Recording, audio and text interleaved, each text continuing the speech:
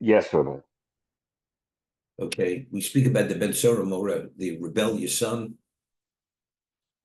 So the Midrash tells us, and Rashi cites it, why does the Torah juxtapose the Ben Sora Mora to the Eshish Fas Torah, that if you're at war and you see this woman who's not Jewish and you're attracted to her and ultimately you convert her, and then you have a child from her, the Torah is foretelling what the outcome is going to be. You're going to have this son who's going to be this rebellious son, who ultimately has a very strong inclination, which is negative. He will steal from his parents, and with that money, he will buy meat, he will buy wine, and so on and so forth. The Gemara speaks in detail about this. And ultimately, the Torah tells us an indication that unless you nip it in the bud, he's going to become a highwayman, and he's going to kill to support that habit. So the Torah says, although at this point he only stole, which doesn't carry the liability of the death penalty, but since ultimately the Torah is foretelling what the end is going to be, that he's going to become a highwayman and commit murder, so better take him out now when he's relatively innocent rather than when he deserves to be put to death. That's the Gemara, and that's indicated from the sequence which the Torah discusses. It discusses first the Fas Torah, the Ben Sora Mora, then it says a person who deserves to be put to death, he's stoned, he's hanged, his remains are displayed. So the Medrash says it like this.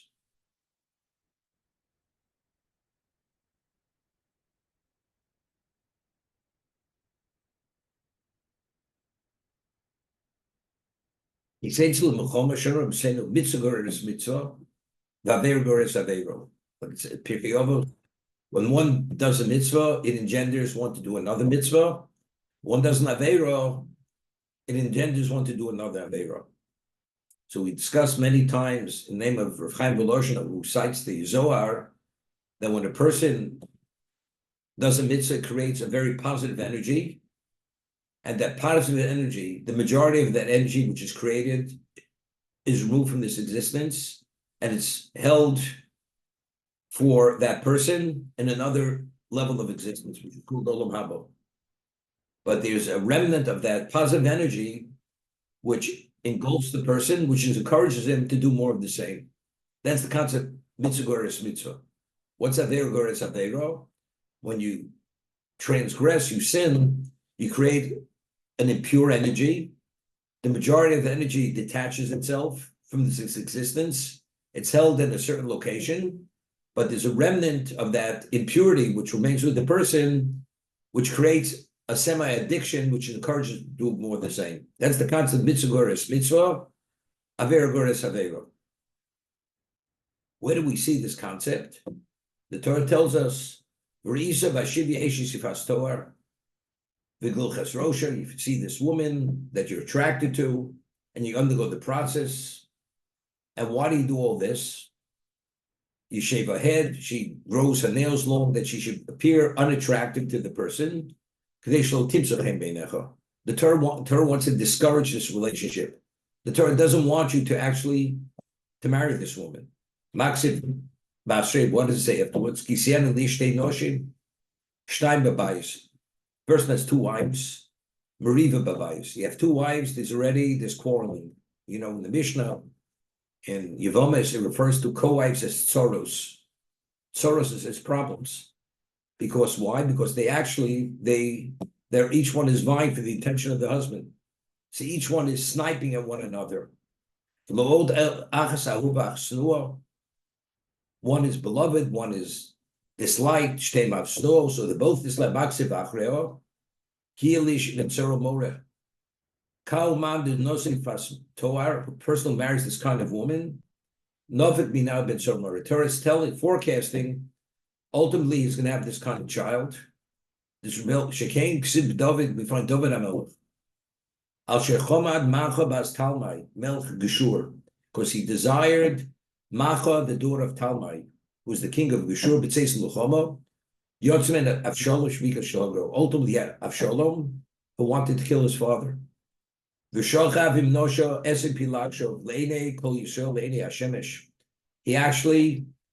He raped 10 of his father's concubines. While Yodu Nervu, Michel Kamarvov's tens of thousands of Jews were killed in a war because he had a mutiny against his father. Vosamach looks for Israel, Vener Shimi Bengero, Sheva Mebichri, Achitovo, Fiboshes, many people were killed. Okay, Vitanya, Rabbi Yossi Yom Echim, and they Shochel, Betzora Mora, Chatzi Litra Bosa, Vishos Chatzi Losh, Biayin Chai, Omer Tori Yitzlebix, Linli Sokel. Because this person, this rebellious child, he stole money from his father and had a small amount of meat and drank half a pint of wine, undiluted. That's the reason that he's subject to the death penalty. The Torah understands where this is leading, where it's going. Ultimately, he's going to consume all the possessions of his father due to this addiction. And he's going to have to support this habit.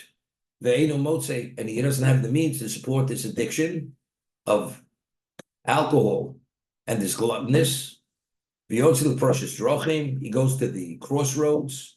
He goes and he commits murder. And he victimizes society to support the habit. Torah says, better he should die relatively innocent. The death of Rishon, it's good, it brings benefit for them because they're going to be less sinful and brings benefit to the world. What does it say in the Bet if the parents do not take him to the Bezdin, that he should be put to death? Ultimately, he's going to be judged by the court to be put to death. Although he may be saved from one because the parents don't bring him to court, the Bezdin to be put to death, ultimately, at the end, it's going to catch up with him and he's going to be put to death for what? For committing murder. So what do we learn from all this? This is something phenomenal. Where do we find? So the answer is Aver Gores Avera. When one sins, it engenders to do more of the same, and when we do a mitzvah, it engenders to do more of the same. Now, Minai, where do we find this? Mitzvah Gores Mitzvah. Now, the multiple mitzvahs in this week's parsha, you come upon a bird that's nesting on its chicks on its eggs, you send away the mother bird. That's a mitzvah. Mitzvah is a positive commandment. You send away the mother bird, that it should be good for you. You'll merit the longevity. What does it say immediately after Ben Shluch Hakan? You build a new house. You must put a parapet on the roof. What's mitzvah? Mitzvah that if you send away the mother bird, you'll merit to build a house, and build a parapet. What does it say after building the parapet, which is a mitzvah saseh? You should not plant your vineyard, wheat near your vineyard. You merit to own a vineyard and to have a field and to plant the field. To be able to have a context of not planting the wheat close to the vineyard. You should not plow with an ox and a donkey together, two species of animals. Because how do you do the mitzvah of not to plow with two species? You have to own the species. So Hashem will give you the species to be able to fulfill the negative commandment to refrain from working with both animals. You're not permitted to wear a combination of wool and linen. You merit to have quality clothing. Quality garments of wool and linen. What does it say afterwards? You'll make tzitzis. Says if a man marries a woman, you'll marry a wife and have a family. And from the continuous juxtaposition of one following the other, what do we learn from this? One mitzvah engenders another mitzvah. Lefichach nislu parshas elu zoluzo. Therefore, these various portions are juxtaposed one to another to extrapolate that Avera Gores Avera and Mitzvah Gores Mitzvah.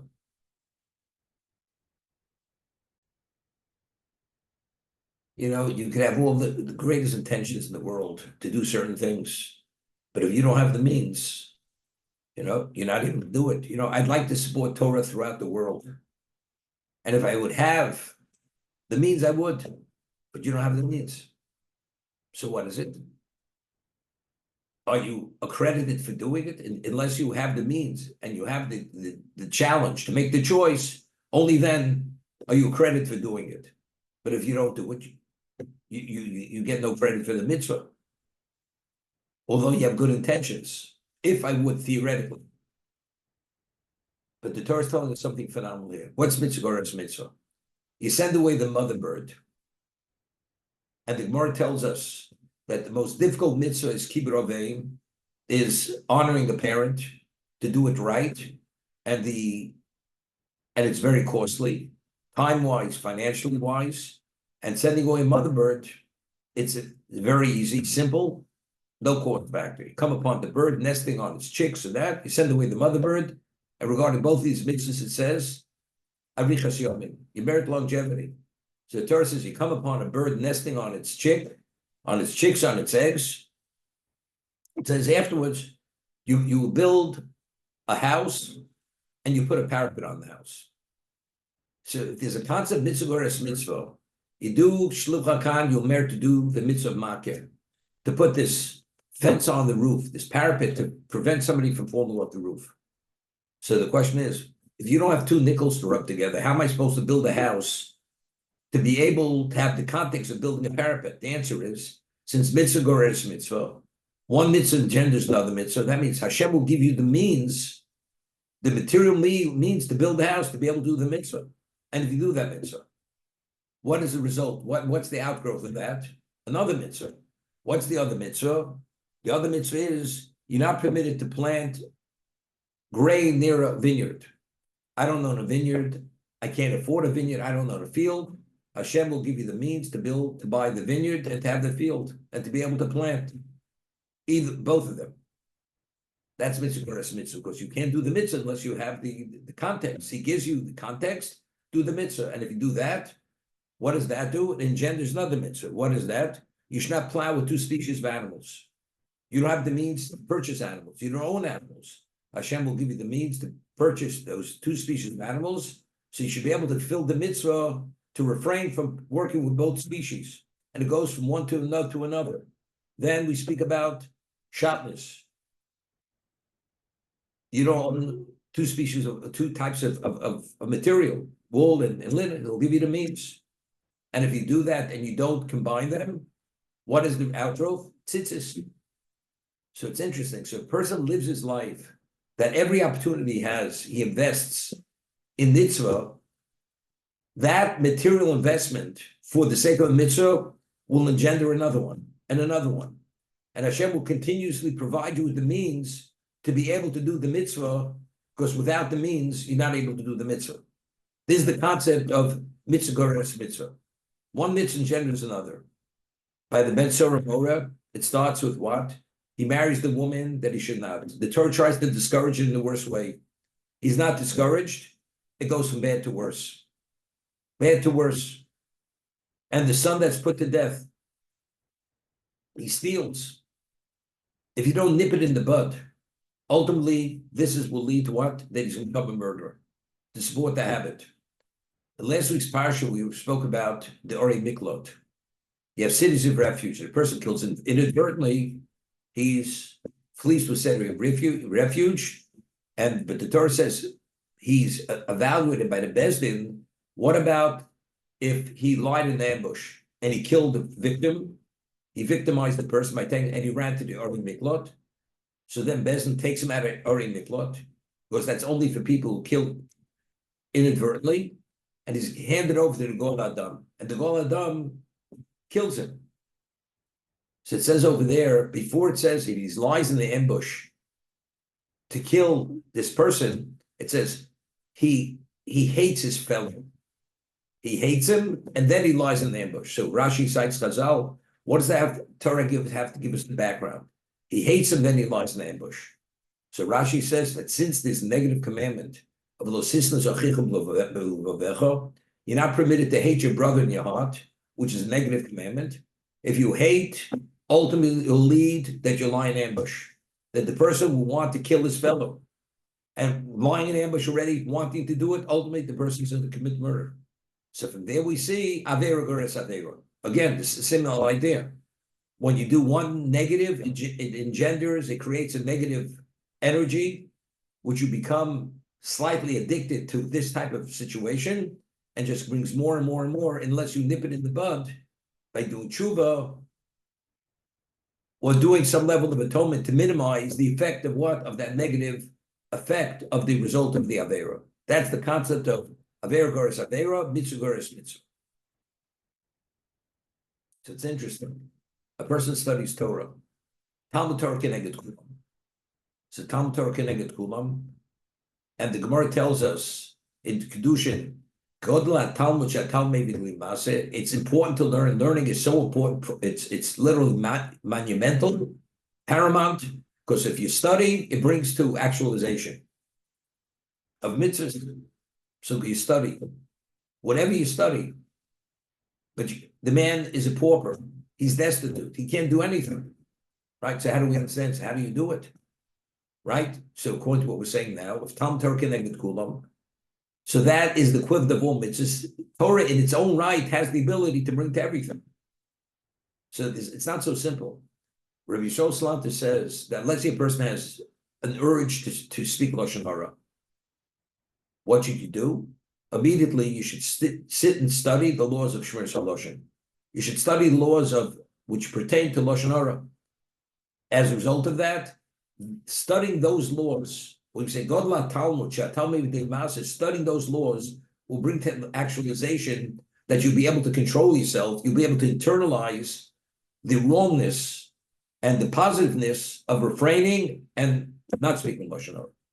So anything you want to be motivated to do or not to do, you study that subject matter, and by studying it, that will give you the ability to internalize it, that it becomes a reality in your life.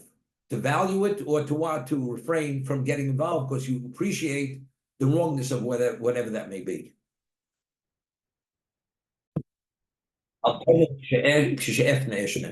Person should say, when I have time, I'll study Torah. Because that moment may not come for many reasons. Person says, I'm going to work till I'm 40. I'll make my fortune by 40. Then I'll sit and learn for the rest of my life. It's not so simple. Because when you hit 40 and you have all this success, you say, something, but you realize if I make more money, I'll be able to support Torah. Right away, you have all kinds of calculations why you're going to put it off. And you keep putting it off. Don't say that when I have free time, I'm going to study. Because that moment may not come. May not come. And even if it comes to a degree, it's considered a pittance to what you could have done earlier. I told a story recently about the Chavetz Chaim. Chavetz Chaim had a student who became engaged to a very wealthy family, and he marries the woman. His father guaranteed him that he would take him into business, and he gave him a very substantial amount of money. And within a year, he lost the investment. Within a year, and he comes to the Chavetz Chaim, and he is bemoaning his whole situation. Here he could have had so much money and he lost it after this short period of time. And he wants to share it. What does the Chavetz Chaim have to say about it? So he comes to the Chavetz Chaim, and he was an exceptional Talmud in Radin. He had tremendous potential. So when the Chavetz Chaim, he hears the story, he sees a little smile on the Chavetz Chaim's face. Chavetz Chaim is smiling. So yes, says the Chavetz Chaim, Rebbe, here I'm in pain that I shared with you. I just had this financial loss, and my life now has taken another turn. And I even have an embarrassment because I did things which are irresponsible. And the Rebbe is smiling. He says, you don't understand. He says, even a person has wealth, usually after it lasts for 20 years, 25 years, then there's always a financial downturn, and very often you lose the wealth. He says, if you would have succeeded, and you would have been detached from learning for, let's say, 15, 20 years, and then you want to get back to learning, it's not the same. Because once you're out of touch, you detach for that amount of time, getting back, firstly, you don't have the recall, you don't have the memory, you don't have the vibrancy that you originally had. Hashem did a favor to you. You lost it within a short period of time, so you still have the level of the sense of its value, so you get right back into it. So look at it as a bracha, not as a klala, not as a curse. That's what the Kalatsky shared with him. Mitzvah goreves mitzvah. If a person invests his life, is the famous Gemara. The Gemara says in Yuma that rebellious Charsum, he owned 1,000 cities on land and he had 1,000 ships on the sea. Rebellious Charsum. And the Gemara says in Yuma that after 120 years, you come before Bezdin Shomalo, and they ask you a question: did you set times to study Torah? So the man is very poor, says, I was so poor, I barely was able to eke out a living. I had to go beg. I was busy day and night just to support my family. So they say, well, you're poorer than Hillel. I was okay. Tells them his story. Hillel, when he was in Babylon, he earned literally almost nothing, and he gave one coin to his wife, and the other coin he would pay an entry fee to go into the base medrash, because he had to pay an entry fee. And one day he only earned one of these small coins. He gave it to his wife, and since he didn't want to miss the shir, the public shir from Shmai Vavtalyon, who was his rebbe, his rabbeim, he went on the rooftop and he put his ear to the skylight to listen to the shir. This was in Bavel, and he was so immersed it started to snow, and he actually suffered from hypothermia. The next morning, they look up at the skylight, they see a human form, and who is it? It's Hillel, and it was Shabbos, and they violated Shabbos to save his life. They made a fire to warm his body. So they say, were you poorer than Hillel? Okay, he found time to study. What do you mean? You couldn't have been poorer than him? Were you wealthier than the rich man says, I'm so wealthy, I don't have a moment for myself. So they say, were you wealthier than Rebellious Charsum? He had 1,000 cities on land, 1,000 ships in the sea, and he found time to study, because Mar tells of her story, and he had time to see. He was one of the greatest Hanoim. So you see, regardless of your wealth, regardless of your financial situation, if you value it enough, somehow you find time. That's what it's all about. But we're speaking mitzvah versus mitzvah. So we have questions. If mitzvah versus mitzvah, so why can't I afford the house to put a parapet on it? Why can't I I live in an agricultural society. Why can't I afford to buy the field or the piece of real estate? Why? So there's a famous word from Chassam Sofer. He says that even though mitzvah versus mitzvah, he's speaking over there specifically about the son, the kos, and a bris, the one who holds the child, it's the equivalent of bringing the incense offering or being involved. And the Mishnah says in Yuma that any coin that was involved with the incense offering, you would become wealthy. And therefore, any coin that originally participated in that, when they would draw lots for the other kohanim in the future to be involved, any coin who had it in the past wasn't included again, to give somebody else a chance to become wealthy. So the Noid asks, so the Sandikos is the equivalent of that. So the Ramah rules in Shulchan Aruch that a person who's a Sandik once, he should not be given that privilege to be a Sandik again, to give somebody else a chance to be the Sandik, to become wealthy. So Noid asks, have you ever seen a person become wealthy from the Sandikos, from being a Sandik at a bris? So evidently he says it's problematic. The Chassam Sofer says no. So this whole question of what is wealth? Is wealth in spirituality? Is wealth in material? But over here it's clear, mitzvah goreves mitzvah, as it says here, that one engenders the other, that you're able to do the mitzvah in the physical. You could afford to build the house, you could afford the clothing, you could afford the means to buy different species of animals to fulfill the mitzvah of not working with two species. So Chassam Sofer answers, let's say a person does a mitzvah and he deserves to be given wealth.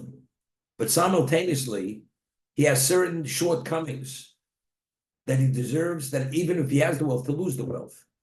So what would you prefer? To be given the wealth and be taken from you, or it's a wash?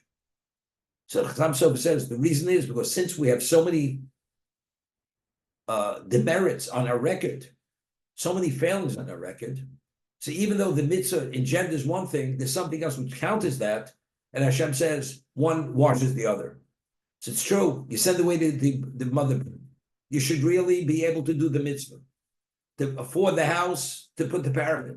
But since you have so many claims against you, Hashem says, son, better not give you the means to buy the house, although you forfeit the mitzvah, because that'll be part of an atonement, rather than have the house do the mitzvah where you have to deal with all the shortcomings, the spiritual shortcomings. That's how the Chassam Sofer doesn't say it here, but that's the way he explains why the Sandik, we don't see the effect of wealth happening because one is a wash, and therefore, rather than punishing the person, giving to him and taking him, that he has to deal with that issue, Hashem just doesn't give it to him.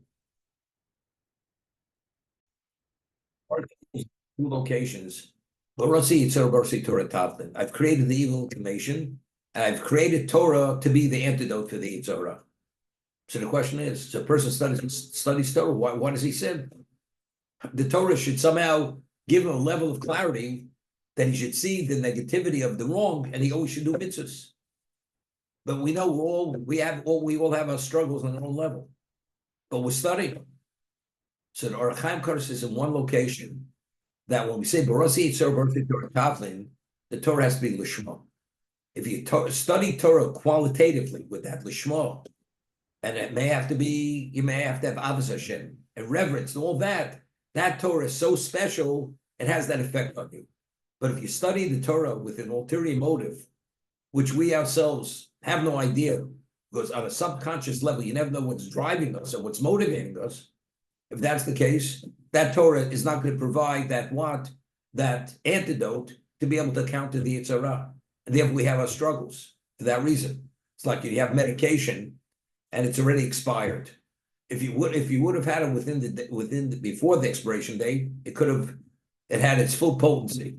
But it's after expiration date, it looks like the same pill, the same medication, has the same ingredients. But since it's beyond the expiration date, it does a very small amount of effect of what it originally could have done. Torah innately has that ability, but it has to be coupled with what? With Avos Hashem, Yiras Hashem, with doing it for the right reason. And if you don't do it for the right reason, although you're credited for, but in terms of the effect of Tavlin, that it's an antidote, it's not the antidote. I'm not saying you're going to fail, but it doesn't give you that level of clarity to be able to avoid all the struggles, which we have struggles. It tells us in Brochus that if a person sees problems cropping up in his life, you should do an introspection. Yifashish b'masav, yifashish b'masav. And after you've done the introspection and you come out and the problems persist, it says Yitl b'bitl Torah, attributed to bitl Torah. So the Vilna Gaon asks a question, but if the person did a proper introspection on himself, why do you attribute a bitl Torah? Just as it may be bitl Torah, maybe other things. Maybe somehow you overlooked something. That's the Vilna Gaon's question. So my Rashim Zechon used to say like this: did you speak Lashon Hara? Didn't you speak Lashon Hara? Did you violate Shabbos or whatever it is? In the going through all your past behavior through introspection, you can upon that. But what's bitl Torah? Let's say a person every day he has to relax for half an hour. The relaxation is a mitzvah because you're only taking the break to be able to have the ability to continue. You have to sleep so many hours. You're supposed to sleep because we're human beings. We have certain physical needs, and we have to take the break. We have to eat. We have to do many things. Well, let's say you only need a half an hour break to be able to get back into it. That's sufficient. Person says, I'm going to take 2 hours. So there are times sometimes you need 2 hours. There's times you need to take off a week to take a break. It continuously, it varies based on the situation. There are times more, there are times there's less. So if it persists, it's an indication that your evaluation of Bittul Torah wasn't accurate. There were times where you actually did not study, or it wasn't justified not to study. Everything else, did you eat kosher? Did you not eat kosher? Did you violate Shabbos? Did you not violate Shabbos? Did you speak Lashon Hara? That's black and white. But in terms of when it comes to Bittul Torah, it's not so simple. Because every situation, it varies. For instance, the Rambam rules in Hilchos Talmud Torah that if you have a mitzvah which cannot be delegated through a third party, you're the only one who can do the mitzvah. You have an obligation to interrupt your Torah study to address that mitzvah. But if you could delegate it, you should not interrupt your Torah study. You should be delegated. So you see, when it comes to Torah, it's not black and white. Everything's based on the particular situation when yes and when not. As a result of that, if the problem persists, the suffering, the issues persist, you should read the Bittul Torah and do a reevaluation. That's what Rosh Hashiva said to answer the question of the Vilna Gaon. Amar Avada, Bosayim v'Arbo Mishmona Mitzvahs Aseyish B'Torah. Kimini Neivorm Shabodom. The 248 positive commandments in the Torah, which are the equivalent of the various parts of the human body. And every day, these mitzvahs, they scream out to the person,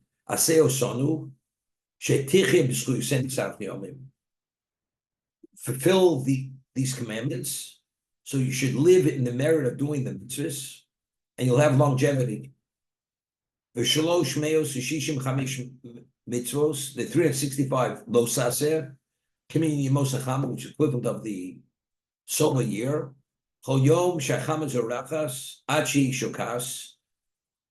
long as the sun is shining and before it sets, the sun calls out the malach, which represents the sun, goes Rani Olecha. I decree upon you that if you live to this day, Al Tavra be as Averazos. I don't want you to violate my space and to violate a negative commandment. But otherwise, you're going to cause the world to be judged negatively. There's 613 mitzvahs between negative and positive commandments. And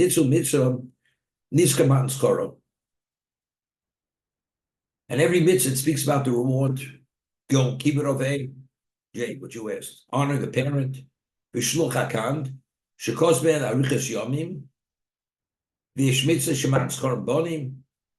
this is very important. We're looking, a person doesn't have children. What should he do, which is a school to have children? So it says over here, a school to have children, goes Sorish Erches Orchim. Hachnosis Orchim is a school to have children. Shunamis Ashikiblas Elisha. With Shunamis, she hosted Elisha the Navi, that she provided all his needs. She merited the bracha that she had a child, although she was beyond childbearing age or she was barren. There's some transgressions which are severe, it carries the death penalty, various levels. The easiest mitzvah to do is Shluch HaKan, and what's the reward? So this is the famous medrash. If that's the case, why did the Torah only point out the schar by Shluch HaKan and Kibbutz and all the other mitzvahs? Torah doesn't tell us what the reward is. So it gives the mashal a king who wants to have his garden planted with all kinds of species of trees, but he doesn't tell the workers the fee that will receive each species. So it says the reason why, because if a person would know that for one mitzvah, for one tree, he gets a higher fee, everybody's going to do that one, plant that particular species. But since it's only considered a complete orchard, if you have all the species represented, so he doesn't reveal, and only once it comes to for payment, only then do they know the value of whatever it is. Same thing. A Jew, in terms of the neshama, needs every one of the mitzvahs. But if we would know which has greater value, which is lesser value, we're going to focus on one and ignore the others. But every one is needed. To have the totality of the shlemos of one spirituality, you have to engage in all the mitzvahs, not to favor one over the other. That's the punchline of the midrash. Okay, we're going to continue this tomorrow.